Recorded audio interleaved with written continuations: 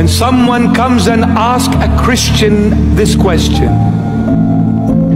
you Christians claim that your God is all love and all powerful.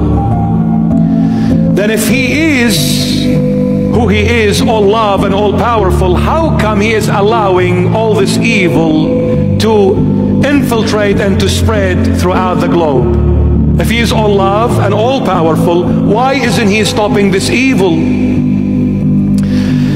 Every question is based on assumption. Every question is based on assumption, meaning since we ask a question, we don't know everything. And since we don't know everything, then even the question we're asking, we don't fully comprehend what we're asking in the first place.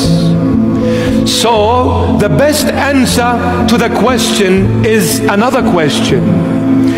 You ask the questioner the question. That is the answer to that questioner. And the Lord Jesus did it quite often. When people came and asked Him something, He replied to them with a question, not an answer. Because when you question the questioner, you are allowing them to open up within their own assumptions. You are giving them a chance to think about what they asked initially. So, my question to whoever questions my God, who is all love and who is all powerful, and so truly is said. My question to you, my dear friend, since you assume there is evil, aren't you also assuming there is good? They cannot run away from this, because if they're going to say there is no good, then how did you know that this was evil if you had not seen good? How do you know it is dark if you did not see the light?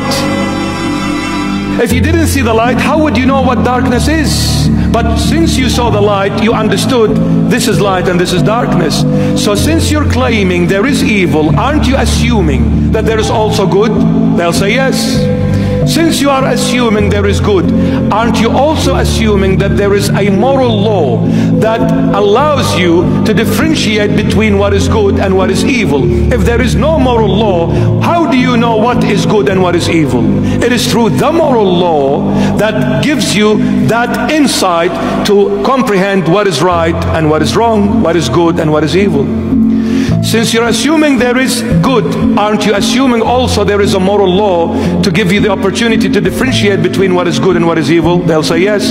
Since you're assuming there is a moral law, aren't you also assuming there is a moral lawgiver whom you are denying, which is God, the true God? Since you're denying God, the true divine God, since you're denying this God, then there is no moral law.